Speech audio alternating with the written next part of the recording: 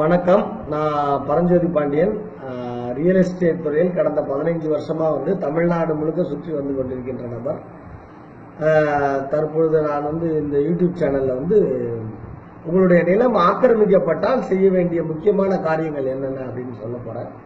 அதாவது முதல்ல உங்களிடம் இருக்கின்ற ஒரு இடம் ஆக்கிரமிச்சிட்டாங்க அப்படின்னா அது எப்படி ஆக்கிரமிச்சிட்டாங்க, முழுசா ஆக்கிரமிச்சிருப்பாங்க, அல்லது நீங்க வராத போது சுத்தி காம்பவுண்ட் போட்டிருப்பாங்க, உங்க இடத்த அப்படி 100% ஆக்கிரமிச்சிருப்பாங்க, திடீர்னு வேற ஒரு வீடு கட்டியிருப்பாங்க, அப்படி ஒரு வகை. அடுத்து ஒரு 30% ஒரு 15% ஏதாவது ஒரு பக்கத்துல உங்களோட இடத்த ஆக்கிரமிப்பு செஞ்சிருப்பாங்க. அப்படி ஆக்கிரமிப்பு செஞ்சிருந்தா ஒரு 10 அடியோ ஒரு 15 அடியோ ஒரு 20 அடியோ வந்திருந்தாங்கன்னா அது ஒரு ஆக்கிரமிப்பு, ஒரு பாதி ஆக்கிரமிப்பு, ஒரு கால் ஆக்கிரமிப்பு. அதை விடுங்க, 5% ஆக்கிரமிப்புனால ஆக்கிரமிப்பு தானே. இப்படி ஆக்கிரமிப்புன்னு செஞ்சுட்டாங்க அப்படின்னா செய்ய வேண்டியது என்னென்ன அப்படின்னா, முதல்ல உங்ககிட்ட இருக்கிற டாக்குமெண்ட்டை வேகமா பாருங்க. விறுவிறுன்னு கோத்ரூ பண்ணுங்க. நல்ல அட்வொகேட் இல்லாட்டி விவரம் தெரிஞ்சவங்க யாரையாவது வச்சு ஆவணங்கள்ல ஏதாவது பிரச்சனை இருக்கா அப்படின்னு பாருங்க. ஏதாவது நீங்க ஏதாவது பிரச்சனை வச்சிருப்பீங்க, ஏதாவது பெண்டிங் வச்சிருப்பீங்க, அல்லது ஏதாவது கட்டாம வச்சிருப்பீங்க, வரி கட்டாம வச்சிருப்பீங்க. இம்மிடியட்டா எல்லா பேக்லாக், அதாவது என்னெல்லாம் பெண்டிங் இருக்கோ அது எல்லாத்தையும் முடிச்சிருங்க. உங்க பேப்பரை முதல்ல பாத்துருங்க.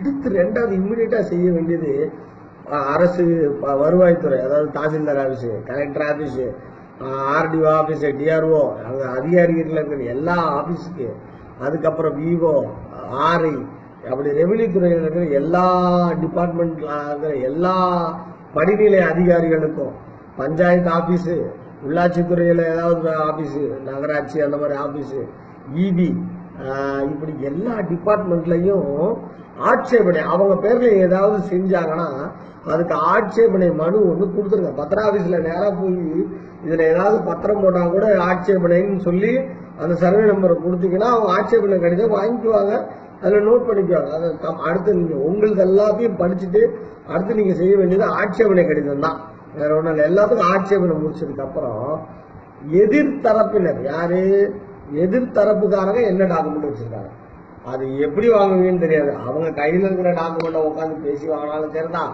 அல்லது சார் பதிவாளர் அலுவலகம், அந்த அலுவலகம் எங்கேயாவது போய் நீங்க காப்பி ஆஃப் டாக்குமெண்ட் போட்டு வாங்க வேண்டிய டாக்குமெண்ட், ஆன்லைன்ல எடுக்க வேண்டிய பட்டா டாக்குமெண்ட், அப்படின்னு கவர்மெண்ட் ரெக்கார்ட்ல இருந்து அவங்க பேர் எல்லாம் வச்சிருக்காங்க, அந்த ரெக்கார்ட் எல்லாம் எடுத்துடணும். எதிர்த்தரப்பு கையில என்ன ஆவணங்கள் இருக்கோ அதெல்லாம் அவங்க கையில இருக்கும்.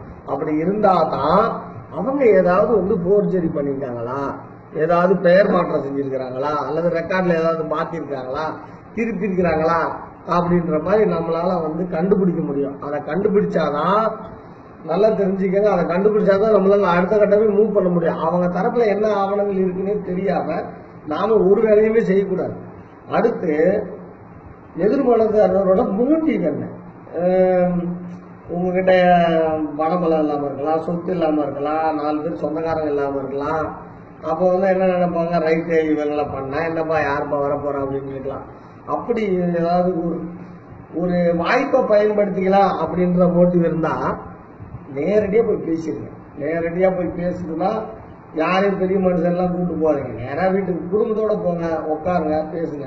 இதுல ஆனா எதிர்த்தரப்பு டென்ஷன் ஆகி பேசினா நீங்க டென்ஷன் ஆகாம இணக்கமா லீடர்ஷிப்போட தலைமை பண்போட பேசுற தகுதி மட்டும்தான் உங்ககிட்ட இருக்கணும். பிரச்சனையை மட்டும் புரிய வைக்கணும். அது இல்ல நீங்களும் அவனும் நீங்களும் கத்தனா அந்த இது ஒர்க் அவுட் ஆகும். ஐயா நீ இடத்த காலி பண்ணு, இது இந்த 10 அடி எங்களுது, இந்த வீடு எங்களுது, அல்லது நான் முறையிட வேண்டியிருக்கும், மேல போய் வேண்டியிருக்கும், அப்படி நேரடியாக நீங்க உட்காந்து பேசிடலாம். ஆனா நல்லதுக்கு உங்களுக்கு இணக்கமா பேச தெரிகிற அந்த பக்குவம் வரணும். அவங்க கோவப்படுத்தினாலும் கோவப்படுத்தாத அளவுக்கு உங்களுக்கு வரணும். அப்படி சுமூகமா பேச தெரிஞ்சா மட்டும் நீங்க போய் நேரடியா பேசுங்க. எக்காரணம் கொண்டும் நீதிமன்றத்துக்கு உடனடியா போயிடக்கூடாது. நீதிமன்றம் போற மாதிரி இருந்துச்சு இந்த மாதிரி ஆள்கிட்டனா யாராவது பெரிய மனுஷனை நாடுங்க, இல்லாட்டி நீங்க பெரிய மனுஷனு கூட உடனடியா நாட வேணாம். ஊர்ல அந்த தலைமை பண்போட பேசக்கூடிய ஆட்கள் இருப்பாங்க, அவங்க மூலமா நீங்க போய் உட்காந்து பேசி நியாயத்தை சொல்லி தர்மப்படி, நிறைய பேர் சட்டப்படின்றதை விட தர்மப்படி நிறைய பேர் சரியா இருக்கணும் அப்படின்னு நினைப்பாங்க. அவங்கள்ட்ட தர்மத்தை சொல்லி நீங்க நிலத்தை ஆக்கிரமிப்பு காப்பாத்திக்கிறதுக்கு வாய்ப்பு இருக்கான்னு பாருங்க. இதுக்கு அப்புறம் அதாவது ரெண்டாவது டைப் ஒரு ஆள் டைப் இருக்கு. அதாவது முதல் டைப் நான் என்ன சொன்னேன்னா நில ஆக்கிரமிப்புல நீங்க வீக்னஸ் அதை யூஸ் பண்ணலாம்னு நினைக்கிறவங்க. ரெண்டாவது டைப் வந்து அவனுக்கு இடத்துக்கு வழி அகலமா இருக்காது, 3 அடி தான் இருக்கும், அதை 5 அடியா மாத்திரம் நினைப்பான். அப்போ உங்க இடத்த ஆக்கிரமிப்பான். அல்லது ஒரு பக்கம் இடம் வந்து கோஸா இருக்கும் அவனுக்கு, அதை ஒரு சதுரமா பண்றதுக்கு உங்களோட இடத்துல ஓரமா ஒரு 10 அடியை எடுப்பான். இப்படி தேவையை ஒட்டி பண்ணுவான் பாருங்க. அவன் ஆக்கிரமிக்கும் போது பேச்சுவார்த்தைக்கு இடத்து புரோக்கர்கிட்ட போயிடவே கூடாதுங்க. நான் ரியல் எஸ்டேட் ஏஜெண்டா உங்களுக்கு சொல்றேன். ஏன்னா ரியல் எஸ்டேட் புரோக்கர் வந்து வாங்கி கொடுக்கறதுக்கு தான் பார்ப்பான். எப்படியாவது பேசி ரைட் அவன் எடுத்துடாமா, அவன் பெரிய ஆளுமா, முடியாதுமா அப்படின்னு சொல்லி அந்த இடத்த அந்த இடத்துக்காரனுக்கு வாங்கி ஆக்கிரமிக்கிறவனுக்கு ஒரு நெஞ்சு இருக்கு. ஆனா இடம் தேவைப்படுது, அது எதனால வந்தா பாத்துக்கலாம், முதல்ல ஆக்கிரமிப்போம் அப்படின்னு நினைக்கிறதுனால நீங்க வந்து முகவர்களை அணுகாதீங்க.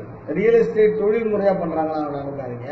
அடுத்து பஞ்சாயத்துல இருந்து அணுகாதீங்க. நேரடியா போங்க, உட்காருங்க. உங்களுக்கு கொடுக்க விருப்பம் இருந்தா அதிக வேலை பேசி கொடுங்க. அப்படி விருப்பம் இல்லையா, நான் முதல்ல என்ன பேசுனீங்களோ டைப் பண்ண ஆளுங்கிட்ட அதே மாதிரி பேசி இடத்த காலி பண்ணுங்கய்யா அப்படின்னு சொல்லிடுங்க. வேற எதுவும் நீங்க புடிச்சுக்கிட்டு இருக்க வேணாம். அவங்க கிட்ட இந்த மாதிரி செய்யுங்க, இந்த மாதிரி பண்ணுங்க, நீங்க வந்து காலி பண்ணுங்க அப்படின்னு முறையிட்டு செஞ்சா போதுமே தவிர ஒரு எடுத்தோடனே லீகலா இருக்க வேண்டாம். லீகலு அப்படின்னு போனோம் அப்படின்னா நான் என்ன சொல்ல வரேன்னா, அவங்க பத்திரத்துல ஏதாவது திருட்டுத்தனம் பண்ணியிருக்கணும், ஏதாவது பிரச்சனை பண்ணியிருக்கணும். அப்படி ஏதாவது பண்ணியிருந்தாங்கன்னா கிரிமினல் கேஸா நாம வந்து பதிவு சொல்லலாம். அப்போ உங்க காவல் நிலையத்துக்கு கொடுக்கலாம். அப்புறம் அந்தந்த காவல் நிலையத்துல சிவில் கேஸு நான் செய்ய மாட்டேன் அப்படின்வாங்க. அல்லது காவல் நிலையத்துல வந்து சப்போர்ட்டா இருப்பாங்க எதிர் தரப்புக்கு. அப்படின்ற பட்சத்துல மேலதிகாரிகிட்ட நீங்க போகலாம். மேலதிகாரி, மாவட்ட அதிகாரி, மாநிலத்தில் இருக்கிற அதிகாரி வரைக்கும் எவ்வளவு தூரம் போக முடியுமோ காவல் நிலையத்துல போகலாம். கிரிமினல் கேஸா விசாரிக்கிறதுக்கு மேக்சிமம் பார்க்கணும். கிரிமினல் ஏன்னா இந்த மாதிரி போர்ஜரி ஆவணங்கள் பண்ணியிருந்தாங்க அப்படின்னு. போர்ஜரி ஆவணங்கள் பண்ணலன்னா சிவில் சூட்டா தான் பண்ண முடியும். ஏதாவது போர்ஜரியோ திருத்தமோ ஏதாவது நல்ல சின்னதா கண்டுபிடிக்கிற மாதிரி திருத்திருக்கிறாங்க அப்படின்னா அதை வந்து கிரிமினல் கேஸா விசாரிச்சு நீங்க சரி பண்ணித்தாங்க ஐயா அப்படின்னு அவங்கள்ட்ட மனு கொடுத்து கேட்கலாம். எங்க போனாலும் புகார் கொடுத்தா அதுக்கு ஏற்பு செய்வ அக்னாலஜ்மெண்ட் வாங்காம வராதிங்க, வாங்கி வைங்க. அதெல்லாம் எதிர்காலத்துக்கு நமக்கு தேவைப்படும். அடுத்து ஒரு காவல் நிலையத்தில் அட்லீஸ்ட் வந்து கம்யூனிட்டி சர்வீஸ் ரெஜிஸ்டர் இருக்கும், சிஎஸ்ஆர். அட்லீஸ்ட் சிஎஸ்ஆர்லயாவது போட்டு விசாரிங்க சார், விசாரிச்சு ஒரு நடவடிக்கை எடுங்க சார் அப்படின்னு நம்ம சொல்லலாம். அப்போ 2 தரப்பும் ஒரு இடத்துல வந்து காவல் நிலையத்தில் வந்து உட்காந்து பேசும்போது சட்டத்துக்கும் காவல் நிலையத்துக்கும் கொஞ்சம் பயந்து தன் தரப்புக்குள்ள இருக்கிற நியாயங்களை சொல்லும் போது சில பலவீனமான விஷயங்களையும் அவங்க சொல்லுவாங்க. நமக்கு தெரியும், சபைக்கு வந்தாதான் என்ன அவன் சைடு என்ன இருக்கு அப்படின்னு நமக்கு தெரியும். அதனால வந்து சிஎஸ்ஆர் காப்பியாவது போட்டு விசாரிங்க. அடுத்து இந்த மாவட்ட அதிகாரிகிட்ட, மாவட்ட லெவல் அதிகாரிகிட்ட பெட்டிஷன் கொடுக்கும்போது டிராஃப்ட் ரொம்ப தெளிவா இருக்கணும். டிராஃப்ட்ல வந்து இது கிரிமினல் கேஸ்ல தான் விசாரிக்கணும் அப்படின்ற அந்த பாயிண்ட் இருக்கு இல்லையா, அது இருக்கணும். இல்லாட்டி அவங்க இது கோர்ட்டு, நீங்க சிவில் சூட்ல நீதிமன்றத்துல பரிகாரம் தேடிக்கங்கன்னு சொல்லிடுவாங்க. அப்போ ரொம்ப தெளிவா அதுல டிராஃப்ட் அப்படி இருக்கணும். வாய்ப்பு இருந்தா இது மாதிரி கிரிமினல் கேஸுக்கு வந்த ஜட்ஜ்மெண்ட், அதாவது சிவில் சூட்டே கிரிமினலா போர்ஜரி பண்ணியிருப்பாங்கல்ல, அதுக்கு வந்து சில ஜட்ஜ்மெண்ட்லாம் இருக்கு. அந்த மாதிரி சில ஜட்ஜ்மெண்ட்ஸ் கோர்ட்ல ஆல்ரெடி கொடுத்துருக்குற ஜட்ஜ்மெண்ட்ஸ் அட்டாச் பண்ணி நீங்க மனு கொடுத்தீங்கன்னா இன்னும் வேலிடா இருக்கும். நிச்சயமா இந்த யூடியூப்ல கேட்கறவங்க உங்களுக்கு அந்த மாதிரி ஏதாவது ஜட்ஜ்மெண்ட் காப்பி வேணும் அப்படின்னா நான் நிச்சயமா உங்களுக்கு நான் அனுப்பி விடுறேன், தொடர்பு கொள்ளுங்க. அந்த மாதிரி ஃபைல் பண்ணும்போது கொஞ்சம் வேகமா நகர வாய்ப்பு இருக்கு. அடுத்து லேண்ட் மாஃபியா, இவங்க கிட்ட நம்ம வந்து ரொம்ப ஜாக்கிரதையா இருக்கணும். அதாவது தொழில் முறையா நிலத்தை ஆக்கிரமிக்கிறவங்க. முதல்ல இந்த மோட்டிவ்ல நீங்க பாத்துக்கங்க, அவங்க வந்து வாய்ப்பு கிடைச்சா ஏற்கலாம்னு நினைக்கிறவங்களா, அல்லது உண்மையாவே அதாவது அவனுக்கு தேவைப்படுறதுனால ஏற்கிறான்னு நினைக்கிறேன், உங்க இடத்த ஆக்கிரமிக்கிறோம்னு நினைக்கிறவங்களா, அல்லது தொழில்முறை ஆக்கிரமிப்பாளர்களான்னு பாருங்க. தொழில்முறை ஆக்கிரமிப்பாளர்கள்னா நிச்சயமா பேசிட்டு இருக்க வேணா, நேரடியா வந்து அவர்களோட பெரிய அளவுல அவங்க அரசியல் அதிகாரம், பவர், இப்போ காவல்துறை எப்படி இருந்தாலும் சரி, பெரிய அதுக்கு மேல பெரிய அளவுல கொண்டு போனோம், பத்திரிகையில கொண்டு போனோம், மீடியால கொண்டு போனோம். அதெல்லாம் கொண்டு போய் அதுக்கப்புறம் அவங்கள பொறுத்த வரைக்கும் நம்ம வந்து சூட் போட்டுருந்தோம். சூட் போடாம அது வந்து சிவில் சூட் தான் போடணும்.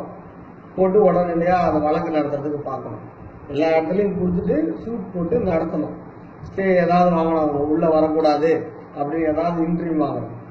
இன்னொன்று தெரிஞ்சுக்கங்க, நமக்கு முன்னாடி அவங்க வாங்கிடுவாங்க. அதனால அவங்க தொழில்முறை ஆட்களாக நில ஆக்கிரமிப்பாளர்களாக தெரிஞ்சா நிச்சயமா கோர்ட்டுக்கு போகணும். இதுதான் என்னோட 15 வருஷத்துல நான் கேள்விப்பட்ட, எனக்கு தெரிஞ்ச நில ஆக்கிரமிப்பு சம்பந்தப்பட்ட இதுக்கு செய்ய வேண்டிய வேலை. இது இல்லாம நல்ல வழக்கறிஞர்கள், நல்ல ஆலோசனை இருக்கிறவங்க துணை இருந்தாங்கன்னா நிச்சயமா ஆக்கிரமிப்புக்கு வந்துட்டா அதை ரிமூவ் பண்றதுக்கு நிச்சயமா அவங்க உதவி செய்வாங்க. கடினமும் உழைக்கணும், நேரமும் பணமும் பார்க்காம இதை சுத்தி சொல்லு உழைக்கணும், சுத்தணும். கொஞ்சம் பால் மாறினாலும் அவங்க ஸ்டே வாங்கிடுவாங்க. அப்போ அதுல உழைப்பு உங்ககிட்ட இருக்கு. அடுத்து எந்த இடம்லாம் ஆக்கிரமிக்கிறாங்க, அது ரொம்ப முக்கியமானது. நீங்க வெளியூர், வெளிநாடு, வெளி ஸ்டேட்டு, அதுல பக்கத்துல இருந்தாலும் இடத்தையும் பார்க்க மாட்டீங்க. இந்த மாதிரி ஆளுங்களை இடம்லாம் நிச்சயமா ஆக்கிரமிப்பாங்க. அடுத்து உங்ககிட்ட இடம் இருக்கு, நீங்க வெளியூர்ல இருக்கீங்க, அந்த தகவல் உங்க சொந்தக்காரங்களுக்கு தான் தெரியும், உங்களோட க்ளோஸ் சர்க்கிளுக்கு தான் தெரியும். அந்த ப்ராப்பர்ட்டி யாரை வாட்ச் பண்ண சொல்றீங்களோ அவங்க தான் அந்த தகவலை வெளியே துப்ப கொடுத்துருப்பாங்க. அப்படின்னா நீங்க எப்பவுமே நம்பிக்கையான ஆட்களை வைங்க, கூட சரியா வைங்க. திருப்தா இந்த மாதிரி துப்பு வெளியே கொடுக்குறவங்களும் கொடுக்காதீங்க. அடுத்து உங்களுடைய பத்திரம் பட்டாவுக்காகவோ அல்லது எதுக்காகவோ இடம் மதிப்பு 1000, இடம் மதிப்பு ஆனதுக்கு அப்புறம் அந்த ஜெராக்ஸ் வெளியே போயிடும். இடம் மதிப்பு கம்மியா இருக்கும்போது ஜெராக்ஸ் சுத்தினா ஒன்றும் நினைக்க மாட்டாங்க. ஆனா இடம் மதிப்பாகி ஜெராக்ஸ் சுத்தும். நான் பார்த்திருக்கேன், நல்ல மதிப்பான இடத்தோட பத்திரம்லாம் சலூன் கடையில இருக்கும், டீ கடையில இருக்கும். அந்தந்த ஏஜென்ட் நான் ரியல் எஸ்டேட் ஏஜென்ட் எடுத்து கொடுப்பாங்க. இப்படி பல இடத்துல அது ஜெராக்ஸ் ஆகும். அது ஜெராக்ஸ் ஆகும்போது உங்க சைட்ல இருக்கிற டாக்குமெண்ட்டை படிச்சு பார்த்து அதுல ஏதாவது போட்டா இருந்தா அதுல இருந்து வர்றதுக்கு வாய்ப்பு ஆக்கிரமிப்பாளர்களுக்கு கிடைக்கும். அதனால அந்த மாதிரி பண்ணாதீங்க. அடுத்து நான் நல்ல மதிப்பானதுக்கு அப்புறமும் அந்த இடத்துல பட்டா வாங்க மாட்டாங்க, வரி கட்ட மாட்டாங்க, அதாவது அன்னன்னைக்கு பேப்பரை வச்சிருக்க மாட்டாங்க. அப்படி ஏதாவது வச்சில்லைன்னா நிச்சயமா அதுவும் போயிடும். அடுத்து காம்பவுண்ட் போட வேண்டிய பொண்ணு வயசுக்கு வந்துட்டு எப்படி பத்திரமா பாக்குறோமோ அது போல இடத்தோட விலை கூடிருச்சுன்னா அதை ஒரு பாதுகாப்பா அதை முள்வேலியில போடணும், அல்லது ஒரு கல் சோறு கட்டணும். அந்த கார்னர் பவுண்டரியாவது ஒரு எல்கட்டு கட்டணும், அல்லது கல்லையாவது ஒழுங்கா போடணும். இப்படி ப்ராடக்ட் வேல்யூ ஆயிடுச்சுன்னா நீங்க நிச்சயமா இந்த மாதிரி நடவடிக்கை பண்ணலாம். நல்ல ப்ராப்பர்ட்டி மேனேஜர் வச்சுக்கோங்க, அல்லது நீங்க அடிக்கடி பாருங்க. இது மட்டும்தான் அந்த சொத்தை ஆக்கிரமிப்புல இருந்து காப்பாற்ற முடியும். அடுத்து ஒரு சொத்தை வாங்கும் போதோ அந்த சொத்தை என்ன பண்ணணும்னா ஸ்டாட்டிக் அசெட்டா வைக்காது. ஸ்டாட்டிக் அசெட் அப்படின்னா சொத்து அப்படியே இருக்கும், அது அப்ரிசியேஷன் ஆகிறதுக்காக வாங்கி கொடுத்துருப்பாங்க. அப்படி பண்ணாதீங்க. கேஷ் ஃப்ளோ வரணும், அதாவது அந்த சொத்துல இருந்து ரெகுலரா பணம் வரணும். மாதம், ஆண்டு வருமானம், வருஷ வருமானம், அல்லது 6 மாசம் வருமானம், 3 மாசம் வருமானம், டெய்லி அப்படி அந்த லேண்ட்ல இருந்து எப்படி வந்திருப்பாங்க. வாடகையாகவும் அல்லது குத்தகையாகவும் அல்லது பயிர் செய்யறதாகவும் அல்லது ஏதாவது ஒரு ரெண்ட், ஏதாவது ஒரு தொழில் பண்ற மாதிரியோ அந்த சொத்து பிசினஸ் நடக்கிற மாதிரி, அதாவது பணம் வர மாதிரி, பண சுழற்சி உருவாகிற மாதிரி, அல்லது நீங்களாவது தங்கிட்டீங்கன்னா உங்க வாடகையாவது மிச்சமாகும். உங்களோட வேரன்ஸ் வச்சிருக்கலாம், உங்களோட குடோன் வச்சிருக்கலாம், அதுக்காக உங்களுக்கு மிச்சமாகும். இப்படி ஸ்டாட்டிக் அசெட்டா டைனமிக் அசெட்டா நீங்க வச்சிருக்கும் போது நிச்சயமா உங்களுடைய சொத்து ஆக்கிரமிப்பு ஆகாது. இந்த வீடியோ காண்ற நண்பர்கள் நம்மளோட என்னோட பிராப்தம் ரியல்டர்ஸ் யூடியூப் சேனல் சப்ஸ்கிரைப் பண்ணுங்க. அதுக்கப்புறம் உங்களுக்கு சொத்துல ஏதாவது பிரச்சனைனா கன்சல்டிங் 100% ஃப்ரீ. ஆடியோல வர, வீடியோ காலில் வர, அல்லது ஃபோன் நிறைய எத்தனை வாட்டி வேணும்னு நான் சொல்றேன். தேவைப்பட்டா சைட்டை தமிழ்நாட்டில் எங்க இருந்தாலும் பார்த்துட்டு உங்களுக்கு ஆலோசனை கொடுக்குறேன். அனைத்தும் 100% ஃப்ரீ. அதனால யூஸ் பண்ணிக்கோங்க, பயன்படுத்திக்கங்க. உங்களுக்கு சொத்துக்கள் சேரணும், ஐஸ்வர்யம் பெருகணும். நன்றி, வணக்கம்.